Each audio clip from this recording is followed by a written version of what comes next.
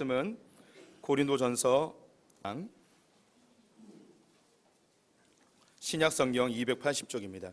신약성경 280쪽 고린도전서 14장 6절부터 19절까지의 말씀입니다. 신약성경 280쪽입니다.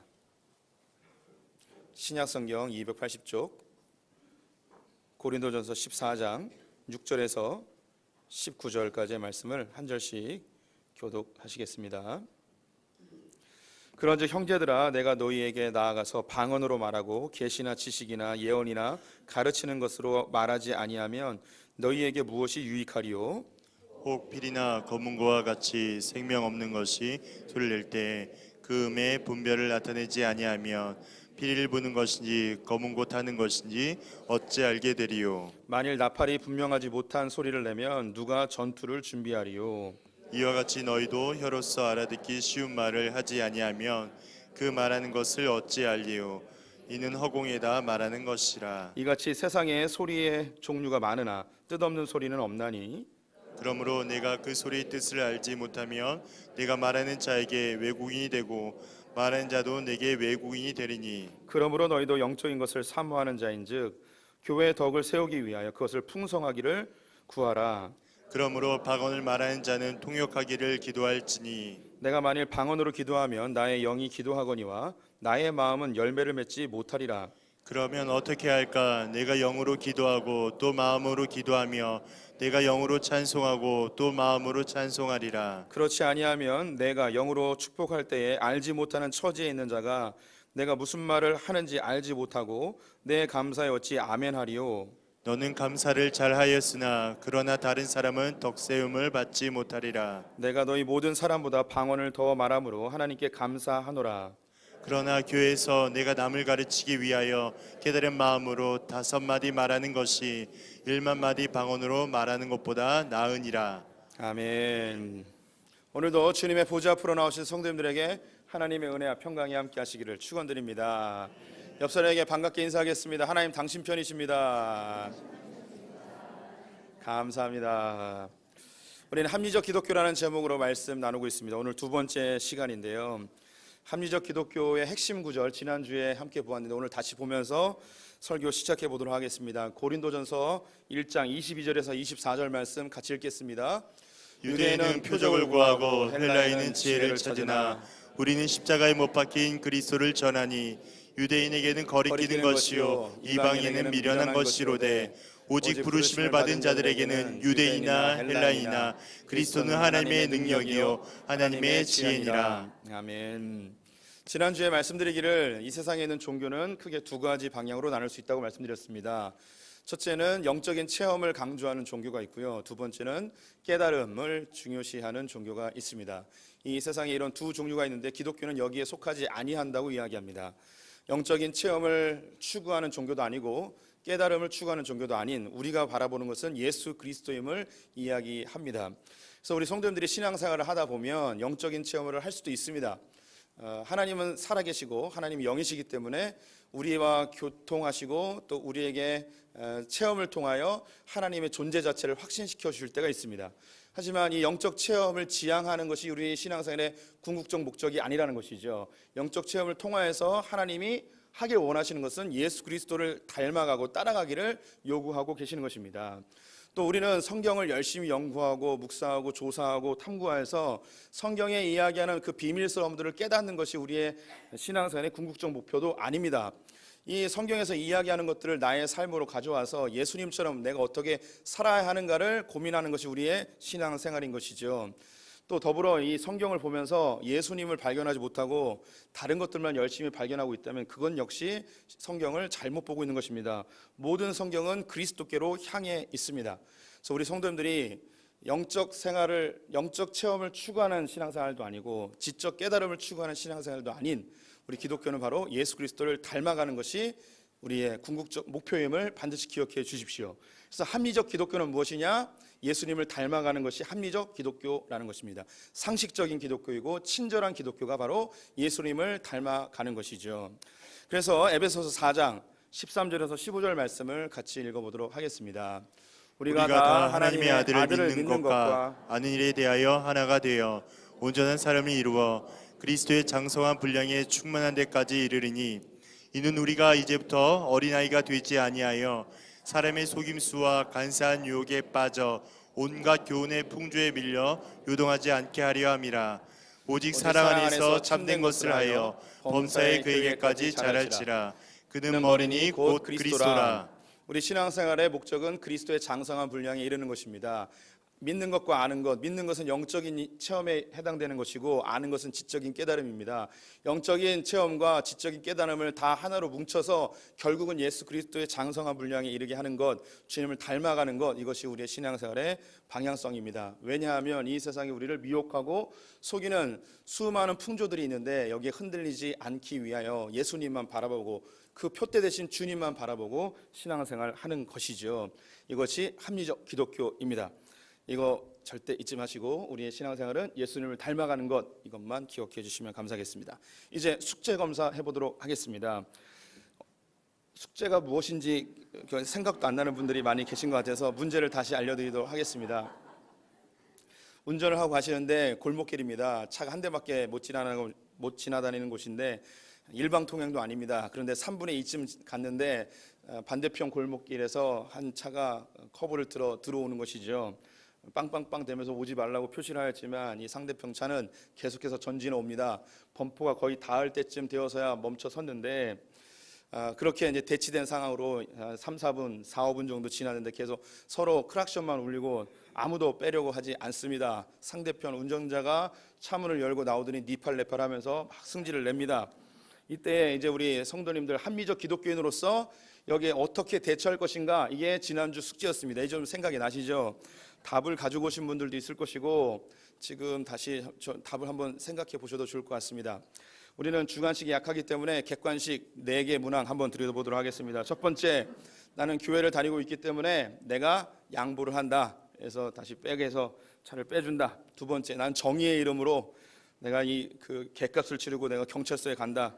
내가 이 하객동의 질서는 내가 지킨다 하며 한번 대판 붙는다. 예, 홍강도사님이 이걸 택했더라고요. 제가 그렇게 안 봤는데 무서워요.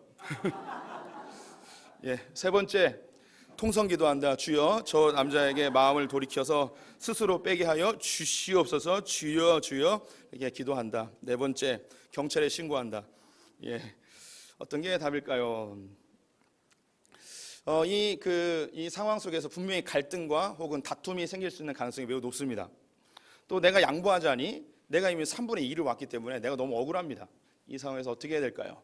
성경에는 이 두 가지의 그 사안에 대해서 다른 이야기를 합니다. 첫 번째는 너희가 할 수 있거든 모든 사람과 더불어 화평하라 라고 되어 있습니다. 싸우지 말라는 거예요. 성경 우리에게 화평을 유지하고 싸우지 말라는 거죠. 그런데 그 밑에 구절 또 가면 로마서 12장 끝부분에 가면 무슨 말이 있냐면 악에게 지지 말라. 악에게 지지 말고 선으로 악을 이기라 라는 말이 있습니다.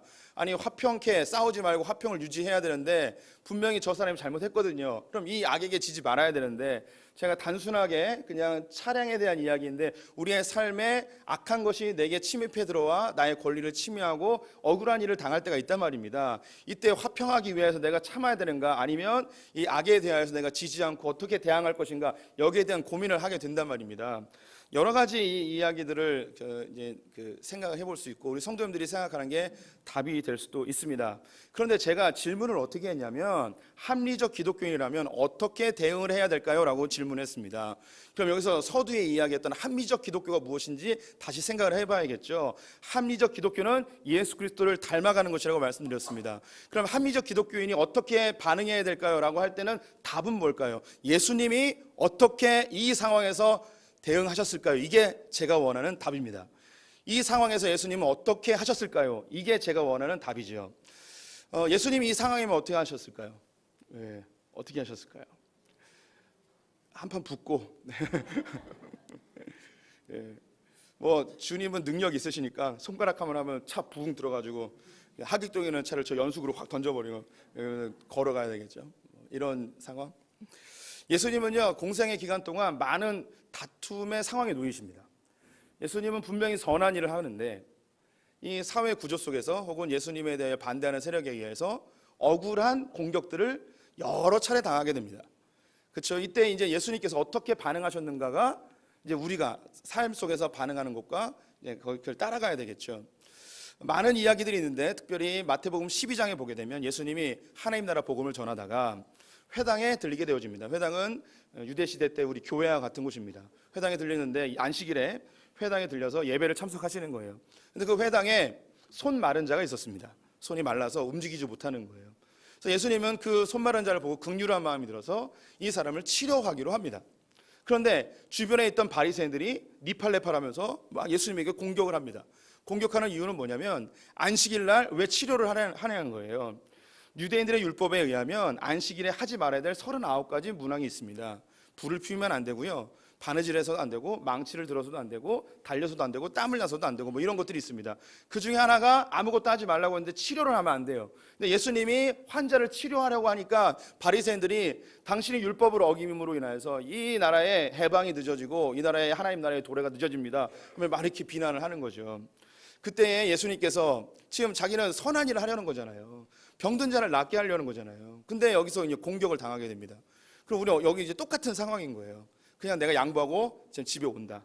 아니면 대판 싸우고 주택을 날려버리고 내가 치료한다. 뭐 이렇게 뭐 여러 가지 반응이 있을 거예요. 근데 예수님 어떻게 하셨는가 한번 보도록 하겠습니다. 마태복음 12장 11절과 12절 말씀 같이 읽어보겠습니다. 예수께서 이르시되 너희 중에 어떠한 사람이 양 한 마리가 있어 안식일에 구덩이에 빠졌으면 끌어내지 않겠느냐. 사람이 양보다 얼마나 더 귀하냐. 그러므로 안식일에 선을 행하는 것이 옳으니라 하시고. 예수님께서 안식일의 참된 의미를 이 바리새인들에게 이야기합니다. 바리새인들은 안식일을 율법적으로 지킴으로 이 율법을 잘 지키면 이스라엘이 로마로부터 해방되고 하나님이 이 나라에 복 주시고 다윗의 왕조가 회복될 것이라는 그런 생각을 갖고 있어서, 그런 믿음이 있어서 율법을 어떻게든 잘 지키려고 하는 거였어요. 그런데 예수님께서 이 안식일의 진짜 의미는 무엇이냐? 병든 자가 자유케 되어지는 것이 진짜 구원이 아니냐, 이게 진짜 안식이 아니냐, 그리고 우리가 죄 가운데 살아가고 있는데 이 세상의 종로를 타고 있는데 우리가 이 땅에서 건진받는 것이 진정한 구원이 아니냐, 진정한 안식이 아니냐, 이것을 설명하십니다. 이 설명하는데 도구로 뭘 사용하냐면 양 한 마리를 사용하십니다. 너희들 가운데 양을 치고 있는데 양이 안식일 날 구덩이에 빠졌다. 그런데 너희들 가운데 이 구덩이가 안식일 날 빠졌다고 해서 이 양을 안 구해줄 사람이 어디 있겠냐. 근데 아버지 하나님께서 육체의 고통으로 힘들어하며 질병의 구덩이에 빠져있는 이 사람을 왜 안 구해주겠냐 하며 어린 양의 비유를 들어 이 사람들에게 하나님 나라 복음을 정확하게 이야기하고 그들로 하여금 부끄러움을 느끼게 합니다. 그러면 이제 이렇게 바리새인들에게 이야기를 듣자 바리새인들이 너무 화가 났습니다. 그래서 막 죽이려고 그럽니다. 그래서 예수님이 어떻게 하셨을까요? 도망갑니다. 도망을 가십니다. 도망을 가세요. 그래서 여러 차례 이렇게 도망가는 장면들이 있습니다. 마지막에는 도망을 안 가고 결국은 이제 십자가에 달려 돌아가시게 되어지는데, 예수님이 그렇게 했어요. 화평했어요. 싸우진 않았습니다. 싸우진 않았지만 악에 대하여서 분명하게 그들이 뭘 잘못하고 있는지 그들에게 알려주고 다툼이 생길 즈음에 그 자리를 피하시죠. 그러면 이 예수님이 하셨던 이 모습대로 그 골목길로 다시 한번 가보도록 하겠습니다. 이 운전자가 내렸습니다. 니팔레팔 하면서 나에게 다가옵니다. 그럼 성도님들 딱 봐야 합니다. 먼저 뭘 봐야 되냐? 팔에 문신이 있는가 없는가를 먼저 보셔야 됩니다. 그래서 팔에 문신이 있으면 그냥 빼시면 됩니다. 근데 문신이 없다 그러면 차에서 내리시든지 아니면 창문을 내리시든지 우리가 이제 정확하게 그 사람이 뭘 잘못했는지 알려주어야 합니다. 아저씨 보세요. 제가 3분의 1을 왔습니다. 아저씨가 3분의 1을 왔고 제가 들어오는 거 아저씨께서 보셨죠. 제가 크락션도 들고 그럼 거기서 멈추셨어야죠. 여기까지 오셨습니다. 그럼 제가 여기서 빼는 게 합리적이겠습니까? 아저씨께서 빼는 게 낫겠습니까? 아저씨께서 한번 선택해 보시죠. 그래서 이분이 깨달았습니다 하고 빼면 오케이, 감사한데 혹시 아저씨께서 안 빼신다면 제가 빼드리겠습니다 이렇게 하는 거죠. 네. 정확하게 그가 뭘 잘못했는지 지적을 하고 그 다음에 선을 행하는 거죠. 이게 예수님이 하셨던 방편이에요. 제가 이것을 정확하게 여기에 이제 끼워 맞추어서 설명을 하였을 뿐, 제가 우리 성도님들에게 알려주고 싶은 것은 무엇이냐면, 합리적 기독교는 뭐냐, 그런 갈등의 상황 속에서, 다툼의 상황 속에서 우리가 생각을 해야 된다는 거예요. 예수님이라면 어떻게 하셨을까를 생각하라는 겁니다. 지난 시간에 말씀드린 게 우리가 사고를 하지 않으면 우리의 육체의 본성대로 죄성대로 그대로 살아가게 되어 있습니다. 이 세상이 다 그렇게 살아가고 있어요. 생각이 없는, 개념이 없는 시대를 살고 있기 때문에 사람들이 자기의 혈기대로, 자기의 욕정대로, 자기의 감정대로 그냥 지금 그렇게 살고 있어서 세상이 뒤죽박죽이 되어버려 있단 말이에요. 우리가 빛과 소금의 역할을 감당하기 위해서는 뭘 하셔야 되느냐? 개념을 가지셔야 돼요. 생각을 하셔야 돼요. 근데 어떤 생각을 해야 되는가? 예수님이면 이 상황에서 어떻게 하셨을까를 생각하시는 연습을 꾸준히 하셔야 하는 것입니다. 근데 여기서 이제 주의해야 될 게 이제 나오는데요. 예수님께서 바리새인들에게 대화를 하실 때에 어떤 도구를 사용하시냐면 양이라는 도구를 사용하십니다. 근데 그 회당에 교회 공동체에 바리새인들만 있었던 것이 아니고 다른 일반 성도들도 있었습니다. 다른 회중들도 있었던 것이죠. 이 사람들도 다 이 양에 대한 이야기를 들으면서 안식일이 어떤 의미인가를 알게 됩니다. 구덩이에 빠져있는, 죄악의 구덩이에 빠져있는 자가 건짐을 받는 날이 진정한 안식이구나라는 걸 깨닫게 되죠. 여기서 주의해야 될 게 뭐냐면 예수님이 어떤 단어를 쓰시는가? 양이라는 단어를 쓰신다는 거예요. 이 양이라는 단어는 이 바리새인들과 이야기할 때 전혀 영적인 단어가 아닙니다. 가장 현실적인 단어이고 가장 상식적인 단어이죠. 예수님께서는요, 공생의 기간 동안 사람들과 대화할 때 가장 영적인 분이셨어요. 하나님의 본체셨잖아요. 그분과 함께 있던 분이 이 땅에 내려와서 하나님 나라 얘기는 별로 잘 안 해요. 어려운 얘기 안 해요. 다른 말로 영적인 얘기를 거의 안 하세요.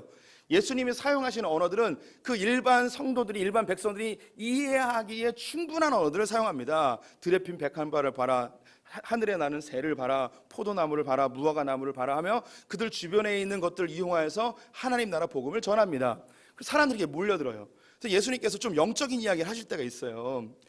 예수님께서 내 살을 먹어라, 내 피를 마셔라 라고 막 이렇게 얘기하니까 이거는 진짜 영적인 거잖아요. 실제적인 게 아니고. 그러자 사람들이 어떻게 반응하냐면 어려워요 하면서 다 떠나버려요. 막 너무 어렵다고 그러면서 떠나버립니다. 그러자 예수님이 베드로에게도 이야기합니다. 너도 가려느냐? 라고 했더니 이 베드로가 제가 모르고 그냥 한 것 같아요. 예수님의 살과 피가 뭔지 모르고 그냥 고백합니다.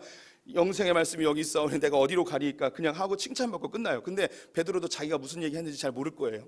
예수님이 조금만 어려운 영적인 이야기를 하자 사람들이 이해를 못하고 그냥 가버립니다. 왜냐하면 그 사람들 그것을 이해할 수 있는 단계가 아닌 거예요. 그 이후에 예수님의 십자가 사건 이후에 제자들과 성도들이 그 영적인 체험도 가지면서 하나님 앞에 깨달음도 얻으면서 그 영적인 언어들을 깨닫게 되어져서 그것이 일반화되어지게 된 것이죠. 그 전까지는 깨닫지 못하는 자들에게 어려운 이야기를 하지 않으시고 그들의 언어를 사용하시는 것을 보게 되어지죠.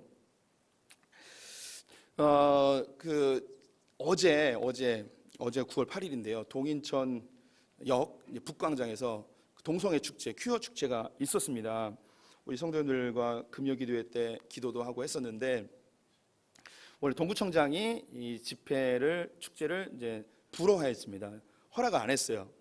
그런데 경찰에다가 집회 신청을 해놓은 거예요.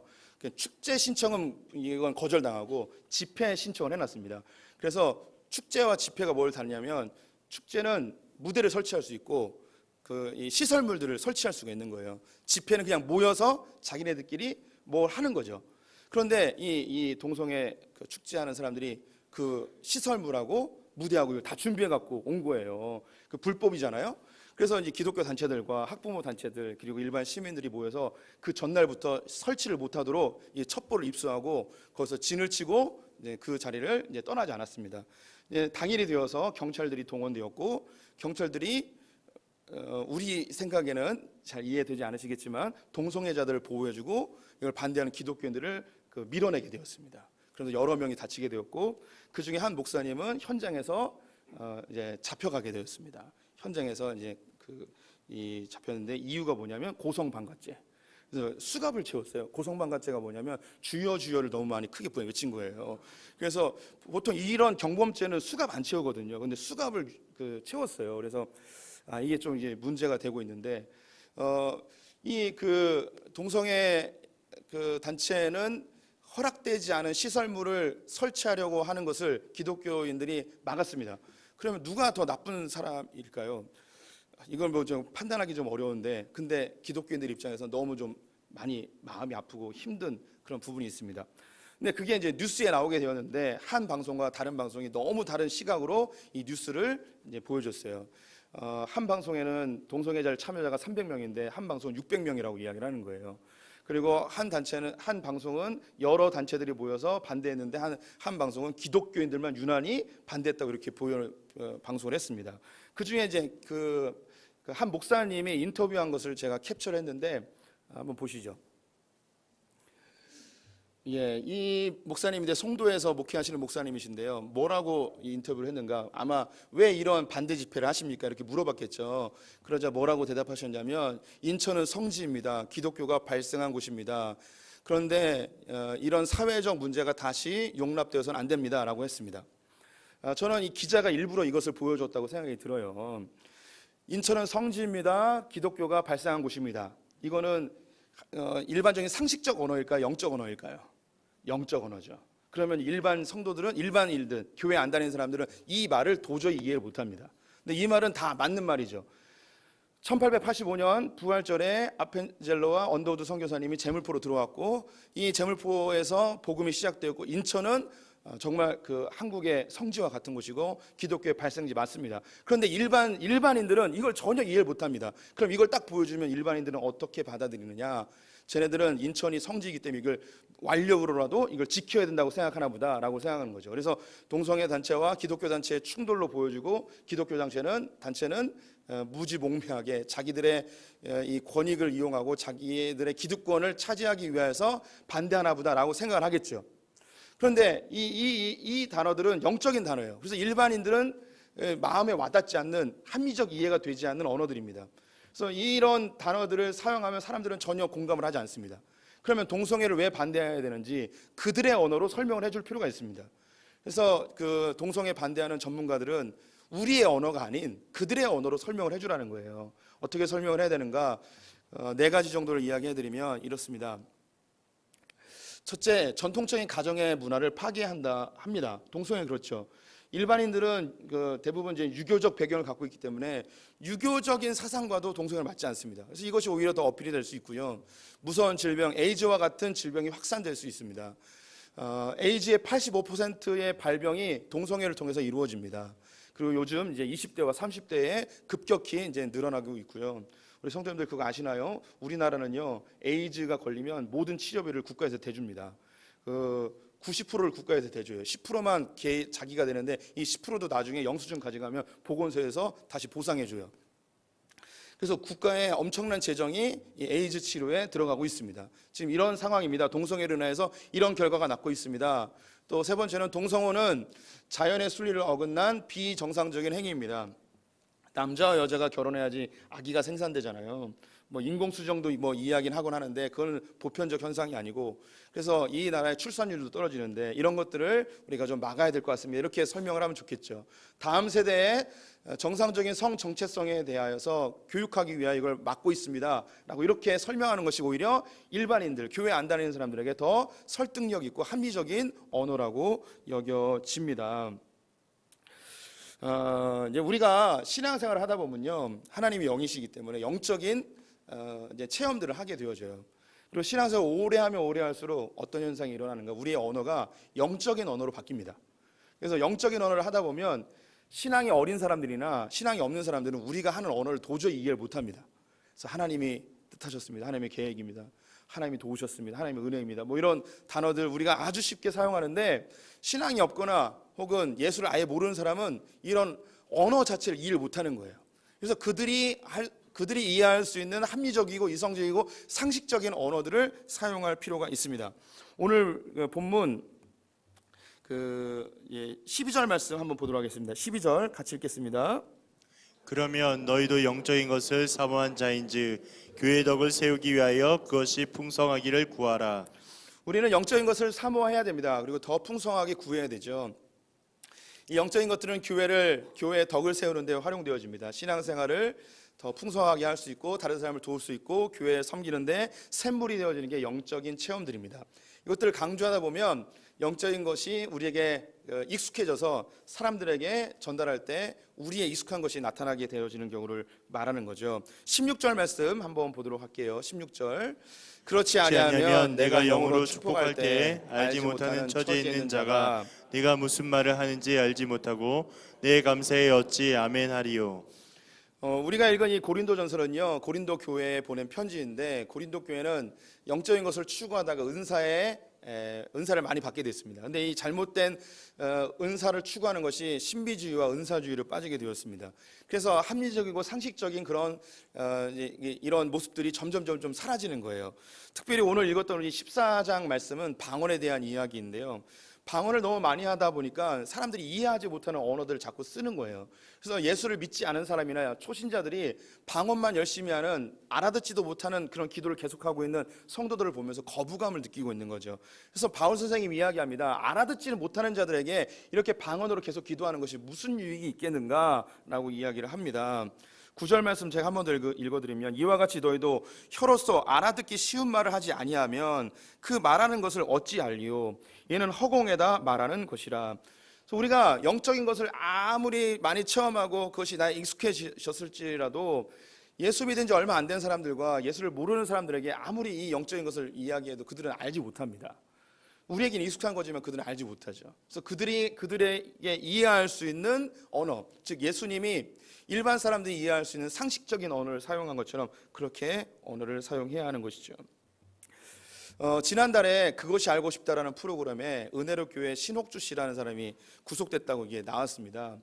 그 세계 대기근이 일어날 것을 하나님께 예언을 받고 저 남태평양에 있는 피지라는 섬에 집단 이주를 시킨 거예요. 거기서 농장을 짓고 거기서 농사를 하고 식량을 잘 모아가지고 대기근이 일어나면 그 기근을 이렇게 대비하자는 거죠. 마치 요셉이 그 7년의 풍년 동안 7년의 흉년을 준비했던 것처럼 말이죠. 그런데 강제 노역을 시키고 폭행을 하고 또 횡령을 하고 이런 것들 때문에 이제 구속이 되게 되었습니다. 근데 그 사람들이 왜 그런 데 갔을까요? 이 신옥주 씨라는 사람이 하나님께로부터 이제 계시를 받은 거예요. 하나님이 대기근이 있고 이 피지라는 섬에 에덴 동산을 만들어 놨으니까 지상 나고니까 그쪽으로 가라라고 했을 때 이걸 그 하나님이 주셨다고 하니까, 하나님께 받았다고 하니까, 하나님이 계시하셨다고 하니까 그걸 믿은 거죠. 그러면 여기서 생각해 보겠습니다. 일반 사람들이 이 이야기를 믿을까요, 안 믿을까요? 안 믿죠, 안 믿죠. 그러면 이걸 누가 믿을까요? 소위 믿음 좋다는 사람, 영적이라는 사람, 좀 체험했다는 사람들 오히려 이걸 믿겠죠. 이 합리적인 사고를 못하고 여기에 아무 의심 없이 하나님이 했다고 하니까 믿어버리는 거예요. 함적 사고가 안 되는 거죠. 2013년인가요? 그때 홍 무슨 전도사가 한국에 전쟁이 일어난다고 하면서 해외로 다 도망가라는 거예요. 우리나라 사람 중에 누가 도망갔을까요? 많이 도망갔어요. 실제로 캐나다로 가고 동남아시아로 가고. 일반인들이 도망갔을까요? 소위 영적 체험 많이 한 사람이 도망갔을까요? 그렇죠. 영적 체험 많이 한 사람이 도망갔습니다. 막 갔습니다. 집 다 팔고 직장 때려치고 부인이 안 간다니까 혼자 막 가버리고 자식 다 내버려놓고 가버리고 엄마가 가버리고 막 그런 겁니다. 상식적이지 않잖아요. 일반 사람들은 이해되지 않는 것을 소위 영적이라고 하는 사람이, 믿음 좋다고 하는 사람들이 이런 것들을 해버립니다. 이해가 안 되는 거죠. 좀 합리적으로 살아야 되는데 그렇지 못한 거예요. 오히려 마틴 루터가 우리에게 알려준 것처럼 내일 세상에 종말이 올지라도 우리는 한 그루의 사과나무를 심겠다. 이게 우리 믿음의 선배들이 했던 종말에 대한 태도예요. 아주 상식적이죠. 일반 사람도 다 이해할 수 있는 언어로 하나님이 이렇게 얘기했다 할지라도 하나님 그렇게 얘기하셨습니까? 그래도 나는 내가 있는 삶의 자리에서 혹시 대기근이 일어나면 하나님 이것을 허락하신 이유가 있겠죠. 그럼 여기서 이렇게 내가 주어진 자리에서 충성하겠습니다 라고 이렇게 사는 것이 오히려 더 합리적인 태도가 될 것입니다. 우리가 신앙생활 속에서 지나친 영적인 것을 추구하다가 하나님께서 우리에게 주신 상식적인 것을 잃어버리는 경우가 많이 있습니다. 제가 우리 성도님들에게 종종 그런 말 합니다. 하나님 빼고 이야기하자고. 하나님을 들이대면요 그 다음부터 빼도 박도 못합니다. 하나님이 얘기했다고 그러는데 어떻게 여기서 이제 거부를 하겠냐 말이죠. 그래서 우리 이제 당회를 한 달에 2번씩 하는데 처음에 이제 회의를 시작할 때만 기도를 해요. 그 다음에 회의할 동안에는 하나님 얘기 하나도 안 합니다. 무엇이 더 하나님이 기뻐하실까? 하나님의 뜻이 무엇일까? 이런 얘기 안 합니다. 우리가 영적이지 않아서가 아니에요. 김창현 목사가 타락해서 그런 게 아니에요. 하나님이 우리에게 이 머리는요 장식품으로 준 게 아니란 말이죠. 이 머리를 가지고 우리의 이성과 합리적 사고를 통하여서 처음에 기도할 때 하나님 우리가 회의를 시작하오니 주님 우리에게 지혜를 주셔서 옳은 판단과 바른 결정을 할 수 있게 해주십시오 라고 기도하고 우리에게 주어진 합리적 사고로 이것들을 해나가는 거예요. 어느 날 제가 기도원에 갔다 와가지고 하나님의 음성을 들었다고 합니다. 그래서 우리 성도님들에게 하나님께서 저에게 말씀하셨습니다. 이 오래된 건물을 다 부겨버리고 새로운 성전을 지으라고 주께서 말씀하셨습니다 라고 하면 우리 성도님들 어떻게 반응하실까요? 예, 우리 가운데 이렇게 반응하는 사람이 있습니다. 저 목사가 드디어 미쳤구나 하면서 이제 떠나는 사람이 있습니다. 또 어떤 분들은 우리 목사님 말씀하셨으니까 하나님이 계시해 주셨다니까 우리가 이 건물을 부셔버리고 새로운 성전을 지읍시다 라고 하는 분이 있을 거예요. 그런데 대부분의 성도님들은 어떤 생각을 하냐면 아닌 것 같은데 근데 목사님이 하나님 명령했다는 거예요. 명령했다는 거 안 지키면 이게 좀 찝찝하고 하자니 좀 이상하고 이런 거죠. 이 대부분의 성도님들은 그런 생각이 들어요. 그럼 이 건물을 새로 짓는다 칩시다. 교회를 새로 짓는다고 하면 하나님의 굳이 음성을 들으며 해야 될 필요가 있을까요? 아니면 우리 성도님들과 함께 교회의 건축의 필요성을 합리적으로 도출하여 어떻게 지을까를, 그리고 우리가 가동할 수 있는 예산의 한도가 어느 정도인지 생각해서 그렇게 지으면 좋을까요? 이게 이 신앙생활이 그렇게 막 영적인 것만 추구하는 그런 게 아니란 말이에요. 이 세상 사람들도 우리를 보면서 저 사람들 합리적이구나, 저 사람들 상식적이구나, 이런 선에서 그들에게 복음의 통로가 우리에게 열려지는 거예요. 이것이 이제 교회에서 연습이 되어지면 가정에서, 그리고 우리 직장에서 이것이 이렇게 일어나게 되어집니다.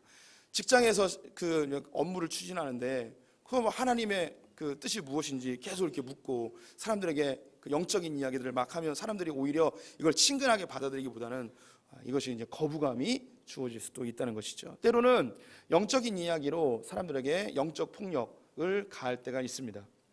배우자 중에 누가 교회를 안 가면 당신 그러다가 주님이 치셔. 근데 진짜 쳤어요. 그럼 이 배우자는 뭐라고 생각할까요? 11줄 안 내요. 야, 아들이 직장 들어왔는데 야, 너 11줄 안 내면 주님이 그 직장 뺏어가신다. 근데 진짜 잘렸어요. 그러면 이 아들은 뭐라고 생각할까요? 하나님이 나를 잘랐구나. 하나님이 나를 힘들게 하는구나. 이제 고등학생인데 주일날 예배 안 드리고 공부하러 학원 간다는 거예요. 도서관 간다는 거예요. 엄마가 이렇게 이야기하는 거죠. 너 그따위로 공부해봐라. 하나님이 대학 똑 떨어뜨리시지. 진짜 떨어졌어요. 진짜 떨어졌으면 이게 이제 하나님이 떨어뜨려 버리는 거예요. 우리 영적인 언어로 인하여서 상대방에 대하여서 하나님에 대하여 왜곡시키고, 그리고 그들에게 영적인 폭력을 가할 때도 있습니다. 우리가 이제 성도님들이 이제 이미 익숙해져 버린 그런 언어들이 이미 있습니다. 근데 그때 예수님이라면 어떻게 여기에 대응하셨을까? 영적인 언어가 아니라 그 상대방이 알아들을 수 있는 합리적 언어가 무엇일까를 생각하는 연습이 필요하다는 거예요. 그래서 이 설교가 어렵다는 거예요. 그냥 그렇게 아무 생각 없이 살고 계셨는데 생각을 하라고 하니까 지금 벌써 눈빛들이 막 동공이 흔들리고 계시잖아요. 저는 아들이 3명 있습니다. 저는 집에서 안타깝게도 하나님 얘기를 거의 하지 않습니다.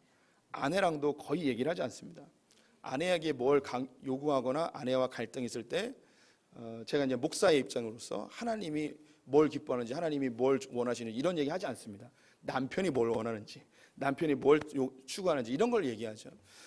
아들들이 이제 매번 예배를 드리는데 새벽 예배는 안 나와도 금요기도회, 그리고 수요 예배, 주일 예배 다 참석을 합니다. 앞자리에 늘 앉아요.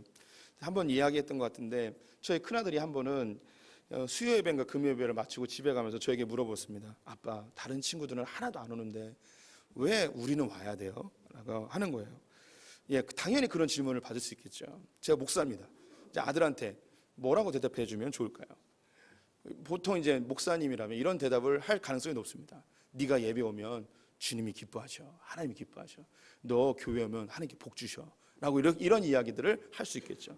근데 저는 이제 이제 평상시에도 하나님 빼고 이야기하자는 그런 주의이기 때문에 아들에게 뭔가를 이제 설명을 해줘야 됩니다. 짧은 시간 한 2, 3초 동안 기도했습니다. 하나님, 어떻게 대답하면 좋을까요? 그때 하나님이 지혜를 딱 번뜩이게 생각나게 하셨습니다. 큰아들이 재원인데, 이름이 재원아, 네가 학교에서 학예회를 준비했다. 열심히 준비했는데 발표하는 날이 되는데 아빠 그걸 봤으면 좋겠니, 안 봤으면 좋겠니? 그랬더니 아들이 이렇게 대답했습니다. 아빠, 예배 참석하겠습니다. 이제 뭔지 이해하시겠죠? 제가 설교를 열심히 준비했는데 아들이 듣는 게 좋겠습니까? 안 듣는 게 좋겠습니까? 그냥 아들이 그걸 이해를 하고 지금까지 계속 나오고 있습니다. 첫째가 나오니까 둘째, 셋째는 그냥 따라 나오더라고요. 네. 하나님 빼고도 충분히 이야기할 수 있죠. 이 아이가 하나님께 예배드리는 게 나쁜 거라고 생각하지 않죠. 유익하다고 당연히 느끼겠죠. 근데 갈등을 하는 거예요. 여기서 하나님의 이름으로 푸시해버리면 이 아이는 어쩌면 더 튕겨져 나갈 수 있는 가능성도 있습니다. 이 아이에게 어울리는 언어로 대답을 하려고 고민을 한 거죠. 그 외에도 수많은 그 상황들 속에서 예수님이라면 어떻게 대답하셨을까를 고민하게 되어집니다. 오늘 바울이 참 놀라운 이야기를 하게 되는데요. 15절 말씀 같이 읽어보도록 하겠습니다. 15절. 그러면 어떻게 할까? 내가 영으로 기도하고 또 마음으로 기도하며 내가 영으로 찬송하고 또 마음으로 찬송하리라. 예. 바울이 고린도 교인들에게 너희들이 영적인 것을 추구하고 신앙생활 영적인 것이 참 가치 있는 것을 나도 잘 알고 있다. 그런데 내가 기도할 때 영으로만 기도하지 않는다. 나는 또한 마음으로도 기도한다. 내가 하나님께 찬송할 때, 예배할 때, 하나님을 섬길 때 내가 영으로만 섬기는 게 아니고 마음으로도 섬긴다. 근데 이 마음이라는 단어를 번역을 이상하게 했어요. 표준 세번역에는 뭐라고 번역했냐면 이성으로라고 돼 있어요. 이성으로. 영어로는 뭐로 돼 있냐면 understanding이라고 돼 있어요. 제가 우리 성도님들이 수준에 맞는 발음을 해야 돼요. understanding이라고 이게 쓰여 있어요. understanding. 네, 이건 이해. 네, 근데 이걸 정확하게 이해하면 냉철하게 판단하여 합리적 사고를 하여서 하는 거예요. 그래서 기도할 때도 그냥 영어로 랄랄랄라 하는 그런 기도가 아니라 상대방에 대해서 정확하게 판단해서 냉철하게 저 사람이 뭐가 필요한지, 무엇이 문제인지, 저 사람이 하나님 어떻게 도와야 되는지 정확하게 냉철하게 판단해서 그 사람에게 맞는 기도를 정확한 언어로 딱 기도하라는 거예요. 그렇게 기도하라는 거죠. 그냥 방언으로 랄랄랄라 하면서 그렇게 기도하는 게 자기에겐 유익이 있죠. 하지만 이걸 누가 알아듣겠냐는 거예요. 내가 찬송할 때 방언으로 랄랄라 찬송하는 것과 정확한 가사에 맞추어서 이 가사가 어떤 의미가 있는지 정확히 생각하여 냉철하게 판단하여 그렇게 찬송하는 것과 완전히 다르다는 거예요. 이것도 필요하고 저것도 필요하는데 우리가 영적인 것을 추구하다 보니 이런 냉정한 사고, 합리적 사고, 이성적 상식적인 그런 기독교인이 될 필요가 있다고 바울이 이야기를 하고 있습니다. 우리 성도님들이 개인적인 하나님과의 관계 속에서는 영적인 것을 충만하게 추구하십시오. 많은 은사도 경험하고 하나님의 음성도 듣고 하나님을 인하여서 마음의 뜨거워짐도 경험하십시오. 하지만 이걸 그대로 가지고 내 주변에 있는 사람들에게 이걸 그대로 들이대면 이 사람들은 이걸 알아듣지 못합니다. 그때는 하나님께 물어야 되는 거예요. 하나님, 이 사람에게 예수님이라면 이 사람에게 어떻게 대응하셨을까? 이 사람이 어떻게 말씀하셨을까? 예수님이 사용하셨던 가장 영적인 그분이 사람들이 이해할 수 있는 가장 낮은 언어를 사용하여서 그들에게 설명하였듯이 우리 성도님들이 이 땅을 살 때에 우리는 세상의 소금과 빛이에요. 우리를 보고 세상 사람들이 하나님을 본단 말이에요. 이 땅을 살 때 하나님 이 세상을 예수님이라면 이 상황에서 어떻게 행동하셨습니까? 라고 이들에게 하나님의 영광을 드러낼 수 있는 그런 행동과 언어와 삶을 살 수 있도록 나를 지도해 주십시오라고 사고하며 생각하며 그렇게 행동하는 그런 성도들 되시기를 주님의 이름으로 축원드립니다. 기도하겠습니다. 하나님 영이시기에 우리가 영으로 예배하고 영적인 것을 경험하고 또 영적인 것을 추구합니다. 하나님, 우리 가운데 아직 하나님의 그 깊은 영적 세계를 경험하지 못한 분들이 있다면 주님 만나주시고 주의 그 풍성한 영적 세계를 경험케 하여 주시옵소서. 또한 은사들도 주셔서 하나님의 살아계심과 또 우리 안에 성령님이 어떻게 일하시는지 경험하길 간절히 원합니다. 교회의 덕을 세우는 또 교회를 세워가는 하나님 나라를 세워가는 영적인 샘물들이 우리 성도님들 안에 풍성히 임하게 하여 주시옵소서. 또한 이러한 하나님을 경험하되 우리가 세상 사람들에게 아직 연약한 성도들에게 초신자들에게 하나님을 알지 못하는 자들에게는 주님이 하셨듯이 그렇게 낮은 자의 모습으로 그들에게 다가가 소금과 빛의 역할을 감당하는 자들 되게 하여 주시옵소서. 합리적 기독교는 예수님을 닮아가는 것임을 우리가 깨달았습니다. 순간순간마다 예수님이라면 어떻게 행하셨을까 생각해보는, 점검해보는, 확인해보는 하나님의 백성들 되게 하여 주시옵소서. 예수님의 이름으로 기도드렸습니다.